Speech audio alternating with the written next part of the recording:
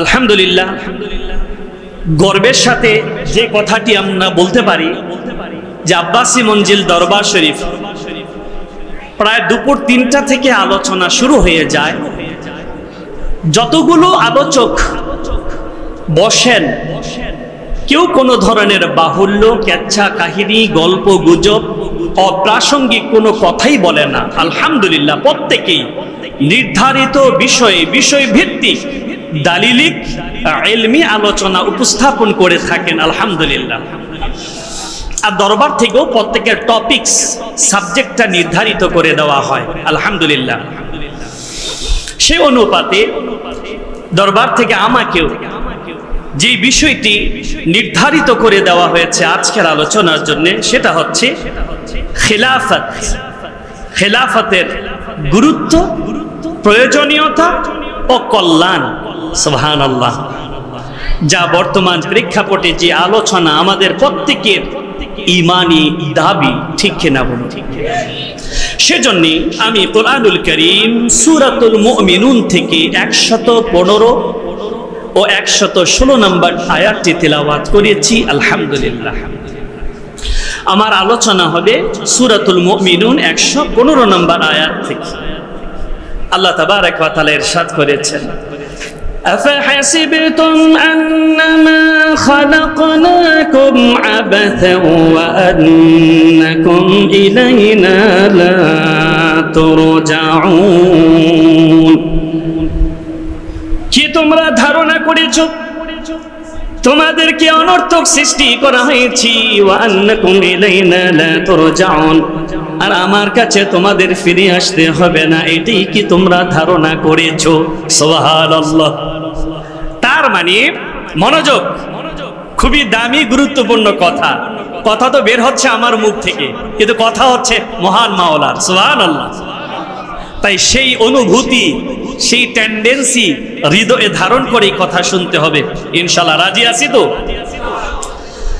এই পৃথিবীতে যে মানুষগুলো তাদের সৃষ্টির উদ্দেশ্যই ভুলে গেছে, কেন আল্লাহ সৃষ্টি করেছেন, কেন দুনিয়াতে পাঠিয়েছেন, কোন দায়িত্বটি দিয়ে পাঠিয়েছেন, এটাই যারা বেমালুম ভুলে গেছে, আল্লাহ তাদেরকে এই কঠিন প্রশ্ন করেছেন, আফাহাসিবতুম আন্নামা খালাকনাকুম আবাতা, হে জগৎবাসী, কি তোমরা ধারণা করেছো তোমাদেরকে অনর্থক সৃষ্টি করা হয়েছে? ওয়া আন্নাকুম ইলাইনা লা তুরজাউন, আর তোমাদের আমার কাছে ফিরে আসতে হবে না। এই আয়াতুল কারিমার চমৎকার তাফসীর করেছেন ইমাম ফখরুদ্দিন রাজি রাহিমাহুল্লাহ তাফসীরুল কবির। এই আয়াতের তাফসীর করেন, আফাহাসিবতুম আন্নামা খালাকনাকুম আবাথা أي أفظننتم أنكم مخلوقون عبثا بلا قصد ولا إرادة منكم ولا حكمة لنا। হে জগতের মানুষেরা, তোমরা কি ধারণা করেছো আমি তোমাদেরকে সৃষ্টি করেছি বেহুদা?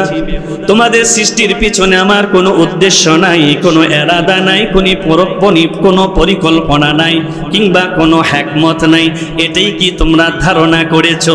ওয়া আন্নাকুম ইলাইনা লা তুরজাউন আই লা তাউদুনা ফিদ দারিল আখিরা, আর তোমাদেরকে আখিরাতে আমার নিকট ফিরে আসতে হবে না, এমনটাই কি ধারণা করেছো? সুবহানাল্লাহ।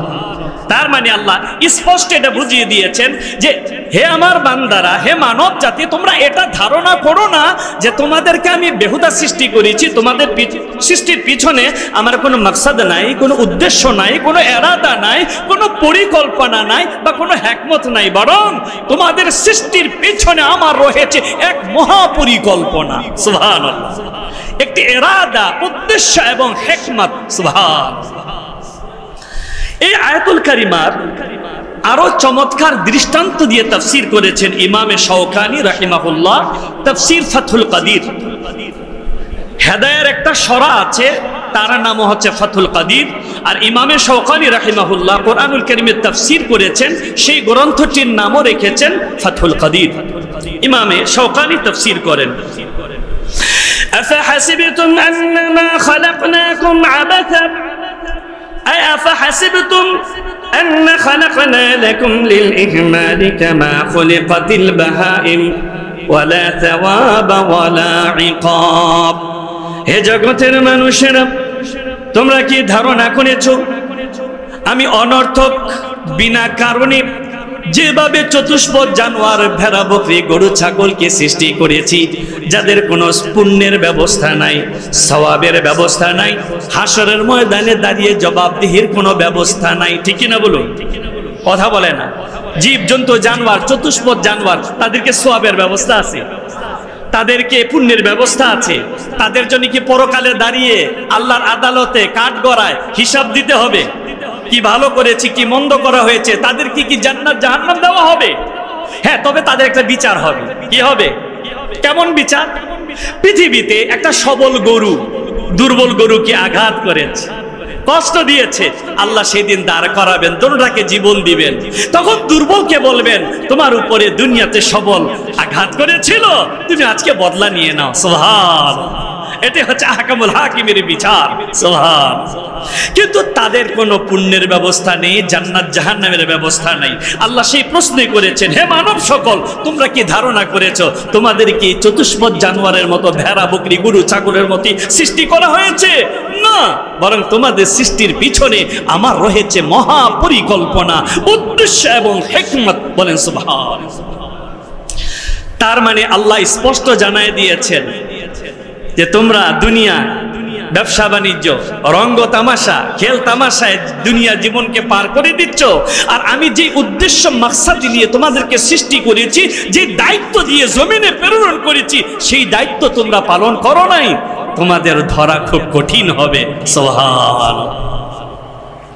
দেখুন, মানব জাতিকে সৃষ্টির বহু পূর্বে মানব জাতির সৃষ্টির উদ্দেশ্য আল্লাহ জানিয়ে দিয়েছেন। সুবহানাল্লাহ। বলবেন কাদেরকে জানাইলেন? মানব জাতি তো সৃষ্টি হয় নাই। তার মানে মানব জাতির সৃষ্টির বহু পূর্বে, হযরতে আদম আলাইহিস সালামের সৃষ্টির বহু পূর্বে আল্লাহ ব্যাপারটা ফেরেশতাদেরকে জানিয়েছেন। সুবহানাল্লাহ। কাদেরকে? ফেরেশতাদেরকে জানিয়ে দিয়েছেন যে আমি একটা নতুন সৃষ্টি করতে যাচ্ছি, মানব জাতি।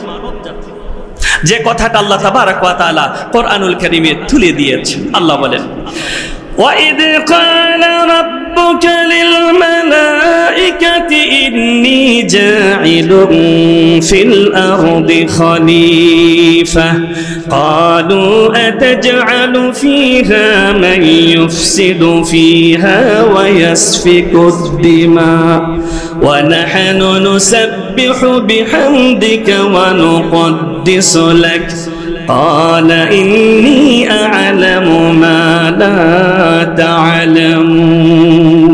সুবহান।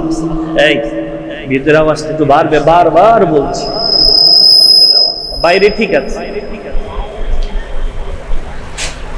আল্লাহ সুবহানাহু ওয়া তাআলা আজ থেকে ১৫০০ বছর পূর্বে আপন হাবিব, আপন দোস্ত মুহাম্মদ সাল্লাল্লাহু আলাইহি ওয়াসাল্লামকে ডাক দিয়ে বলেন, হাবিব আমার, বন্ধু আমার, দোস্ত আমার, স্মরণ করুন সেই সময়ের কথা।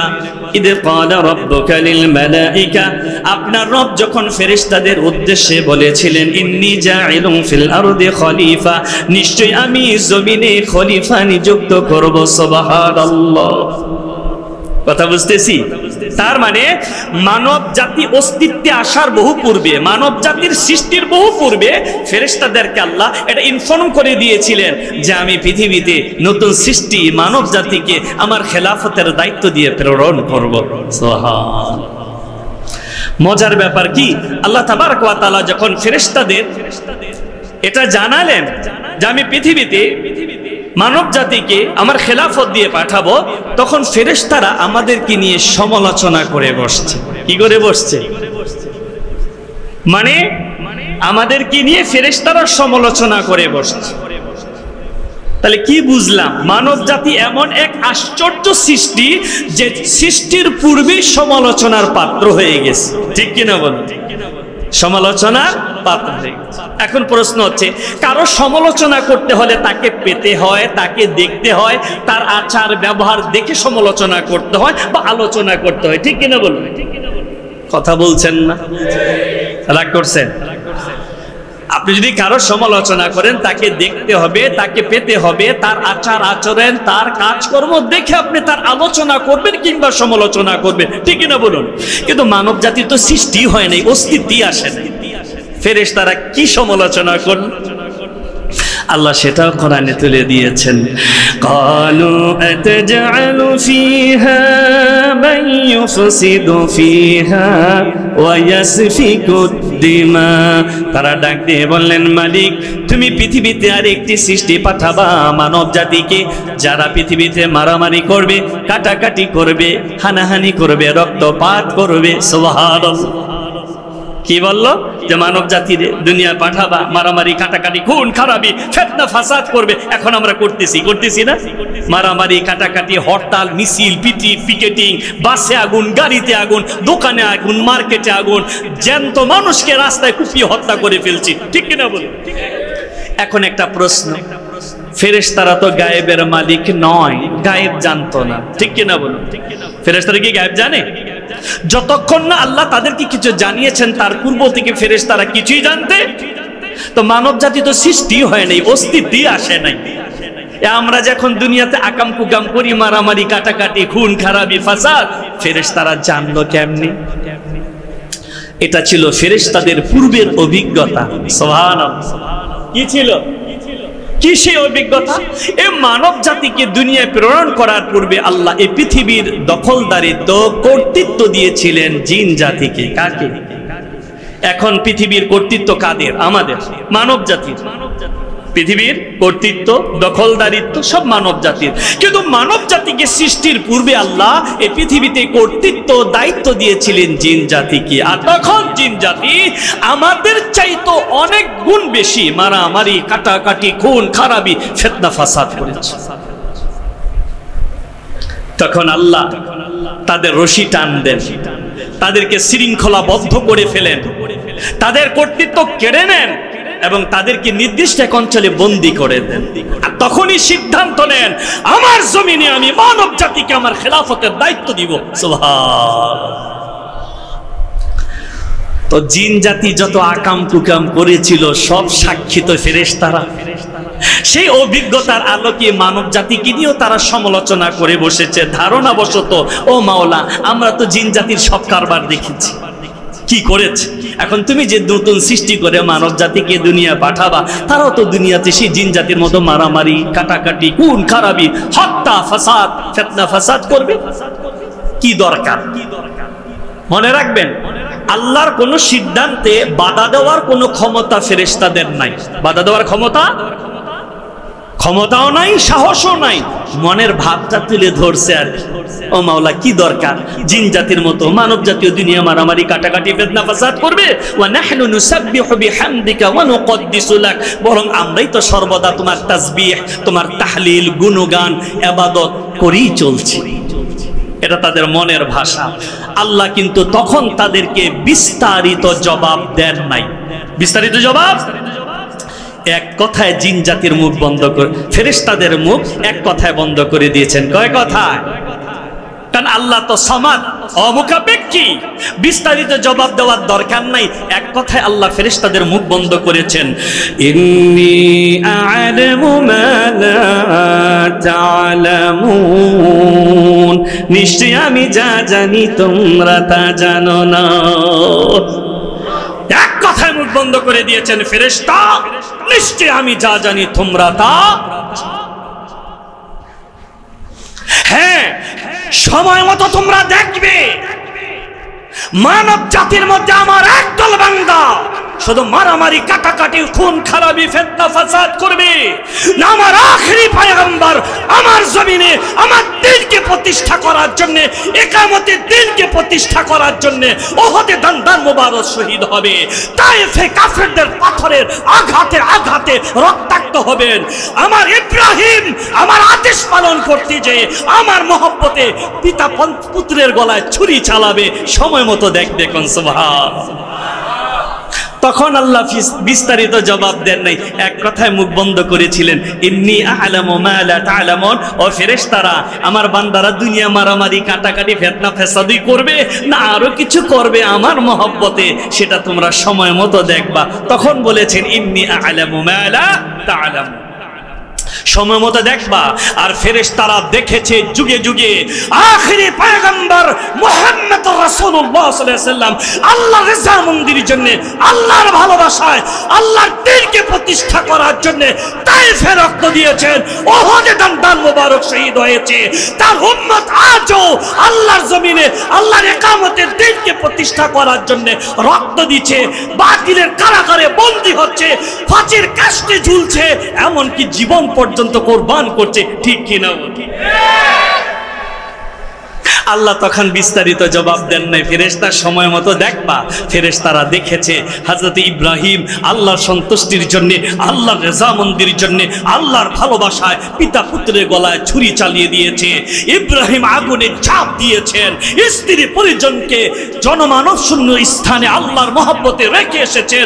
আখেরি পয়গম্বর কত কষ্ট করেছেন, আখেরি পয়গম্বরের উম্মত আজও আল্লাহর জমিনে আল্লাহর দ্বীনকে প্রতিষ্ঠা করার জন্য অকাতরে রাজপথের জিহাদের ময়দানে রক্ত ঢেলে দিচ্ছে, জীবন দিচ্ছে। ঠিক কিনা বলুন? আর তা দিতে থাকবে কিয়ামত পর্যন্ত। কোন সুবহানাল্লাহ। জিন জাতি দেখেছে, আজও দেখছে, দেখবে কিয়ামত পর্যন্ত। আখিরি নবীর একদল উম্মত কিয়ামত পর্যন্ত আল্লাহর জমিনে আল্লাহর খিলাফা প্রতিষ্ঠা করার জন্য বাতিলের কারাগারে বন্দী হবেন, নিন্দুকের নিন্দাকে বরদাস্ত করবে, রক্ত দিবে, জীবন দিবে, কিন্তু আল্লাহর জমিনে আল্লাহর খিলাফা প্রতিষ্ঠা করেই ছাড়বে ইনশাআল্লাহ। কিন্তু আল্লাহ তো তখন এক কথায় ফেরেশতাদের মুখ বন্ধ করেছে, মানব জাতিকে সৃষ্টি করেছে।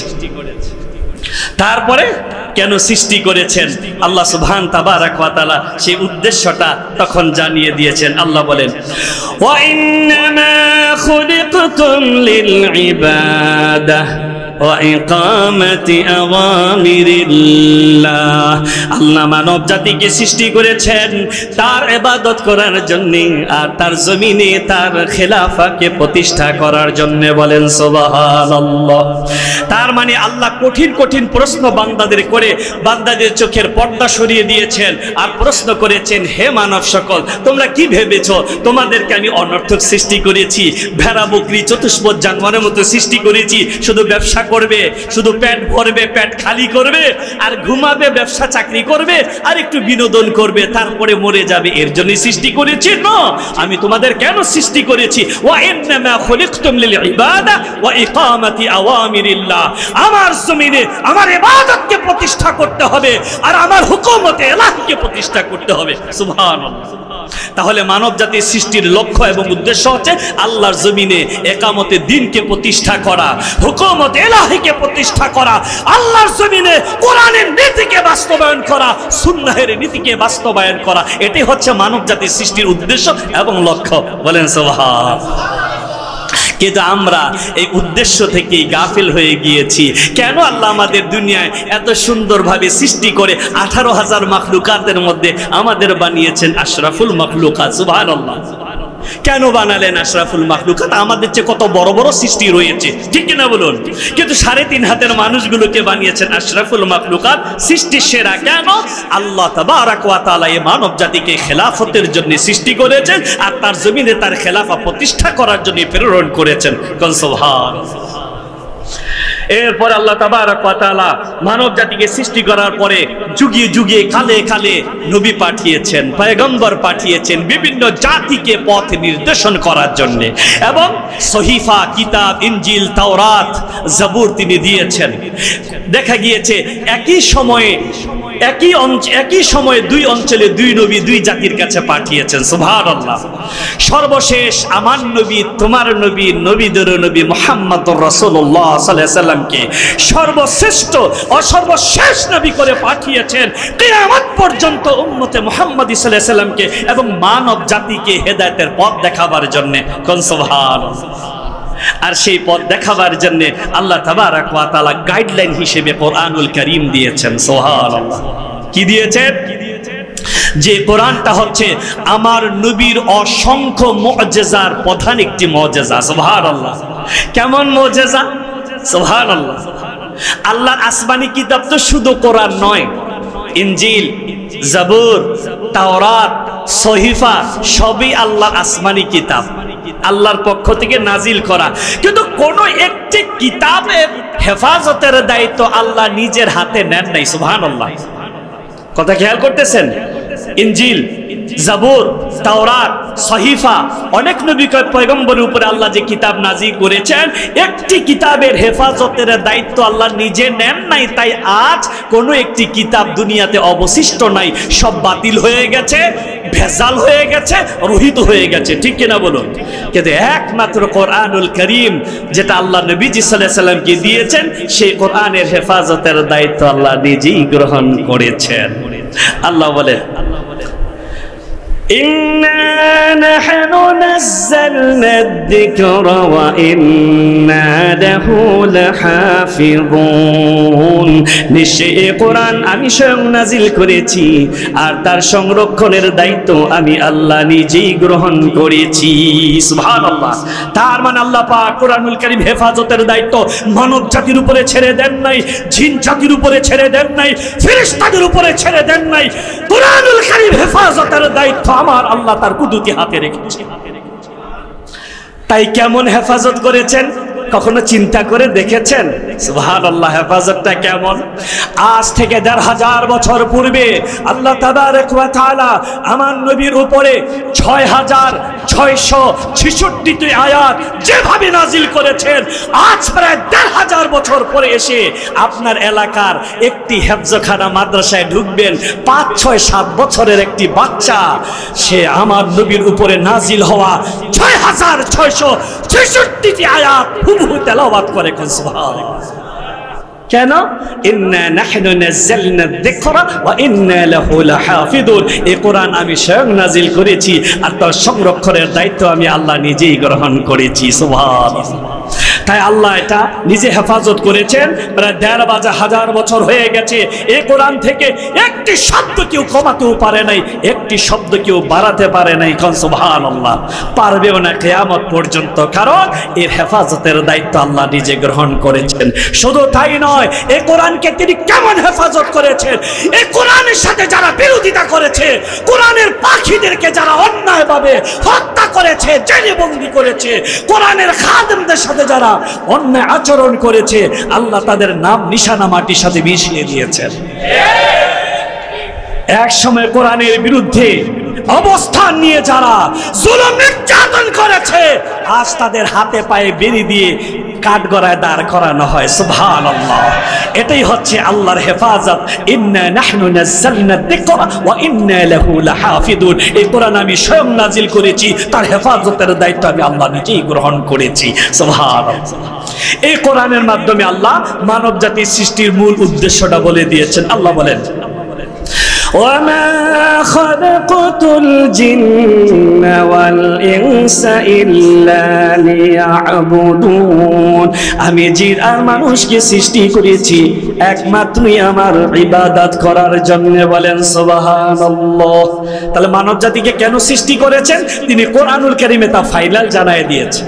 এখন ওয়ামা খালাকতুল জিন্না ওয়াল ইনসা ইল্লা লিয়াবুদুন, এই আয়াত কি আলেম কি বে আলেম প্রত্যেকেরই মুখস্থ থাকার কথা। ঠিক কিনা বলুন? এই আয়াতুল কারিমার আলোচনা, ওয়াজ, তাফসীর হয়তো বা আমরা জীবনে অনেক শুনেছি, কিন্তু এই আয়াত, এই কালামের ওজনটা কতটুক এটা বুঝেছি কিনা তা বলতে পারবো না।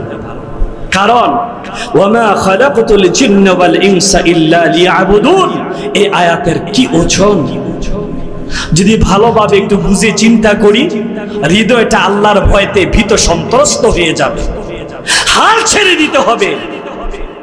কারণ এই বাক্যের মধ্যে, এই কালামের মধ্যে একটি শব্দ ইল্লা, হারফে ইল্লা লিল ইস্তিথনা, এটা আনার দ্বারা আল্লাহ মুমিনের জন্য যত কাজ আছে ইবাদতের বাহিরে সবকিছু রিজেক্ট করে দিয়েছেন। সুবহানাল্লাহ।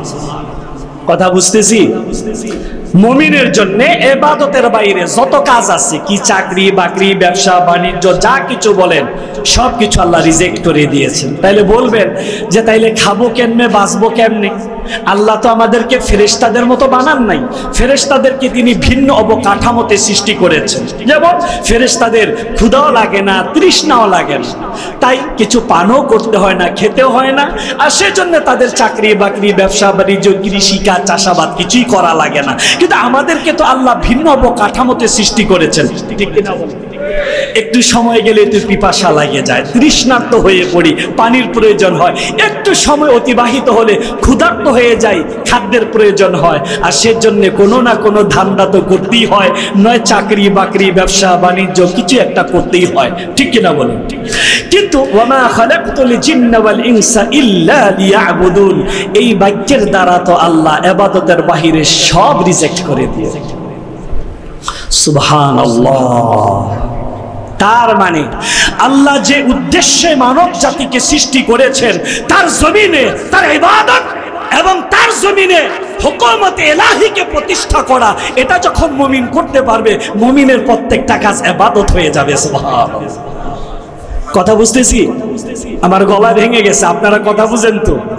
তার মানে মানব জাতিকে সৃষ্টির যে লক্ষ্য, যে উদ্দেশ্য, যে ইরাদা, যে হিকমত নিয়ে আল্লাহ মানব জাতিকে সৃষ্টি করেছেন, তার মানে আল্লাহর জমিনে ইকামতে দ্বীনকে প্রতিষ্ঠা করা, কোরআনের নীতিকে বাস্তবায়ন করা, সুন্নাহের নীতিকে বাস্তবায়ন করা। এটা যখন আল্লাহর বান্দা করবে, মুমিন করবে, তার উঠা বসা, খাওয়া দাওয়া, তাহজিব তামাদ্দুন, শিক্ষা সংস্কৃতি, তার আইন আদালত, লেনদেন, তার অর্থনীতি, সমাজনীতি, রাষ্ট্রনীতি, এমনকি মুমিনের রাষ্ট্র পরিচালনাটা হবে ইবাদত।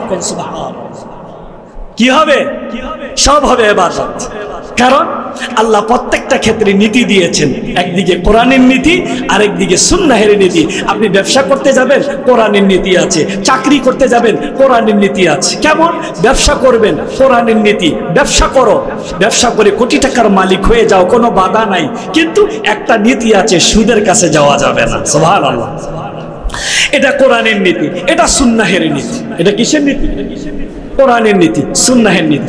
আপনি যখন এই নীতি মেনে আপনার ব্যবসাকে পরিচালনা করবেন, তখন সেটা ব্যবসা থাকবে না, সেটা ইবাদত হয়ে যাবে। সুবহানাল্লাহ। আপনি যখন চাকরি করবেন, সেই চাকরিটা যখন কোরআনের নীতিতে করবেন, সুন্নাহের নীতিতে করবেন, অর্থাৎ আপনার পারিশ্রমিক যা নির্ধারণ হয়েছে মালিক পক্ষের সাথে, আপনি গুনে গুনে আপনার পারিশ্রমিকটা গ্রহণ করেন, কিন্তু ডান বাম থেকে কিছু খেতে পারবেন না। ডান বাম বুঝছেন তো? কথা কয়। ডান বাম যদি বাঙালি না বুঝে, সৌদি আরবের মানুষ বুঝবে। ঘুষ আর কি, ঘুষ। তার মানে মালিক পক্ষের সাথে যা চুক্তি হয়েছে গুনে গুনে আপনি তা গ্রহণ করেন, কিন্তু ডান বাম থেকে কিছু খেতে পারবেন না, উৎকোচ খেতে পারবেন না, ঘুষ খেতে পারবেন না। এটা কোরআনের নীতি, এটা সুন্নাহের নীতি। এই নীতিকে অনুসরণ করে, এই নীতিকে মেনে যখন আপনি চাকরি করবেন, সেটা চাকরির মধ্যে থাকবে না, ওইটা ইবাদত হয়ে যাবে। সুবহানাল্লাহ। এভাবে আল্লাহর বান্দা যখন আল্লাহর জমিনে কোরআনের নীতিকে বাস্তবায়ন করবে, হাদিসের নীতিকে বাস্তবায়ন করবে, তার উঠা বসা, খাওয়া দাওয়া, তার তাহজিব তামাদ্দুন, শিক্ষা সংস্কৃতি, আইন আদালত, ব্যবসা বাণিজ্য, অর্থনীতি, সমাজনীতি, রাজনীতি, রাষ্ট্র পরিচালনা, মুমিনের প্রত্যেকটা কাজই হয়ে যাবে ইবাদত। বলেন সুবহানাল্লাহ। কিন্তু আফসোস, আমরা বাঙালি সেটা পারি নাই। আমরা সব পেরেছি, কিন্তু আল্লাহর জমিনে আল্লাহর খেলাফা প্রতিষ্ঠা করতে পারি নাই, ঠিক কিনা বলেন? এই জাতি বীরের জাতি, 52তে ভাষা আন্দোলন করেছে, রক্ত দিয়েছে, ভাষার স্বাধীনতা কেড়ে নিয়েছে। 71-এ পাক হানাদের সঙ্গে যুদ্ধ করেছে, মাতৃভূমির স্বাধীনতা অর্জন করে এনেছে, ঠিক কিনা বলুন? তারপরে এ জাতি 24-এও রক্ত দিয়েছে, স্বাধীনতা ছিনিয়ে এনেছে, কিন্তু আল্লাহর জমিনে আল্লাহর একামতের দিন কি প্রতিষ্ঠা করতে পারে নাই। এটি হচ্ছে বাংলাদেশের মানুষের ভাগ্যের বিষণ্ণতা, ঠিক কিনা বলুন? তার মানে আমাদেরকে খেলাফতের কল্যাণ, খেলাফতের গুরুত্ব বুঝতে হবে এবং জাতিকে বুঝাতে হবে। পারবো ইনশাল্লাহ? তার মানে আল্লাহ আমাদের সৃষ্টি করেছেন আল্লাহর জমিনে আল্লাহর খেলাফতকে প্রতিষ্ঠা করার জন্য, একামতের দিনকে প্রতিষ্ঠা করার জন্য, কোরআনের নীতিকে বাস্তবায়ন করার জন্য, হাদিসের নীতিকে বাস্তবায়ন করার জন্য। আমরা যখন এটা বাস্তবায়ন করতে পারবো, আমাদের প্রত্যেকটা কাজই হয়ে যাবে ইবাদত। সেটা আল্লাহ বলেছেন, ওয়ামা খালাকাতুল জিন্না ওয়াল ইনসা ইল্লা লিয়াবুদুন, আমি জিন আর মানুষকে সৃষ্টি করেছি শুধুমাত্র আমার ইবাদতের জন্য। তার মানে আল্লাহর বান্দা যখন আল্লাহর জমিনে খেলাফতকে প্রতিষ্ঠা করবে, কোরআন হাদিসের নীতিকে বাস্তবায়ন করবে, আল্লাহর বান্দার প্রতিটি কাজ হয়ে যাবে ইবাদত। কোন সুবহানাল্লাহ। কিন্তু আমরা পারি নাই। আমরা যুগে যুগে ওই দাড়িওয়ালা টুপিওয়ালারা, মোল্লা মুন্সিরাও পর্যন্ত সেই গণতন্ত্রের পূজা করছি, কেউ সমাজতন্ত্রের পূজা করছি, কেউ রাজতন্ত্রের পূজা করছি, কিন্তু আল্লাহর জমিনে আল্লাহর খিলাফত প্রতিষ্ঠার স্বপ্নই এখনো অন্তরে লালন করতে পারি নাই। ঠিক কিনা বলেন? এর জন্য না আছে শান্তি, না আছে নিরাপত্তা। আল্লাহর কসম, এই গণতন্ত্র চর্চা করে, সমাজতন্ত্রের চর্চা করে আল্লাহর জমিনে নিরাপত্তাকে নিশ্চিত করা যাবে না, আল্লাহর শান্তি নিশ্চিত করা যাবে না। যদি নিরাপত্তা নিশ্চিত করতে হয়, শান্তি প্রতিষ্ঠা করতে হয়, অবশ্যই আল্লাহর জমিনে আল্লাহর খেলাফা প্রতিষ্ঠা করতে হবে। ইনশাআল্লাহ পারবো আমরা। আল্লাহ আমাদের সৃষ্টি করেছেন এই একটা মাত্র উদ্দেশ্যে, যেন আমরা আল্লাহর ইবাদত করব, আল্লাহর জমিনে আল্লাহর খেলাফাকে প্রতিষ্ঠা করব। এখন আমাদের কাজ, আমি আপনি 2-4 জন মানুষ চাইলে তো আর আল্লাহর জমিনে খেলাফা প্রতিষ্ঠা হয়ে যাবে না। আমাদের কাজ এই খেলাফতের গুরুত্ব কি, খেলাফতের প্রয়োজনীয়তা কি এবং খেলাফতের কল্যাণ কি, এটা জাতির কর্ণকুহরে পৌঁছে দিতে হবে। প্রত্যেকটা ব্যক্তিকে যার যার অবস্থান থেকে, প্রত্যেকটা ইমাম তার মসজিদের মিম্বার থেকে, প্রত্যেকটা দাঈ বক্তা ওয়াজের ময়দান থেকে, সাধারণ মানুষ একে অপরকে এই খেলাফতের প্রয়োজনীয়তা, খেলাফতের কল্যাণ, খেলাফতের গুরুত্ব জাতির কর্ণকুহরে পৌঁছে দিতে হবে। জাতি যখন আল্লাহর জমিনে আল্লাহর খেলাফা প্রতিষ্ঠার জন্য রাজপথে নেমে যাবে, এটা একটা শক্তি। বলেন সুবহানাল্লাহ। জাতি একটা ফোর্স, জাতি একটা শক্তি। কেমন শক্তি? আপনারা 2400 দেখেছেন, গোটা জাতি যখন একটি বিষয়কে সামনে নিয়ে ঐক্যবদ্ধ হয়েছে, স্বৈরাচার পালিয়ে যেতে 45 মিনিট সময় পায় নাই। কথা বলেন ঠিক কিনা? একটি বিষয়কে সামনে নিয়ে গোটা জাতি যখন ঐক্যবদ্ধ হয়েছে, 45 মিনিট সময় পায়নি, কাপড়টা ভালো করে গুছিয়ে নিয়ে যেতে পারে নাই স্বৈরাচার। ঠিক আল্লাহর জমিনে খেলাফতের প্রয়োজনীয়তা, গুরুত্ব এবং কল্যাণ যখন জাতির কর্ণকুহরে পৌঁছে দেওয়া সম্ভব হবে, আর গোটা জাতি যখন আল্লাহর জমিনে আল্লাহর খেলাফা প্রতিষ্ঠার জন্য ঐক্যবদ্ধ হয়ে এক প্ল্যাটফর্মে চলে যাবে, 45 মিনিট নয়, 5 মিনিট লাগবে না আল্লাহর জমিনে আল্লাহর খেলাফা প্রতিষ্ঠা হতে। বলেন সুবহানাল্লাহ।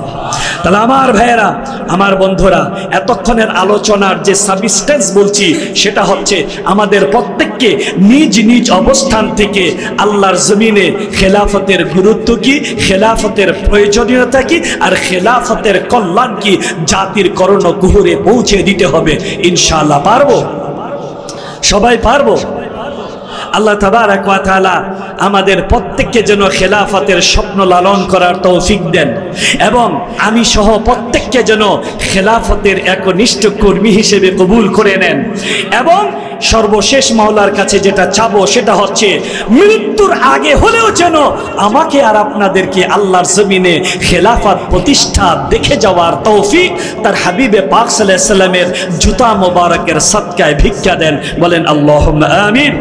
আল্লাহ পাক যেন আমাদের কবুল মঞ্জুর করে নেন। ওয়া মা তাওফীকি ইল্লা বিল্লাহ, আলাইহি তাওয়াক্কালতু ওয়া ইলাইহি উনীব। আসসালামু আলাইকুম ওয়া রাহমাতুল্লাহি তাআলা ওয়া বারাকাতুহু।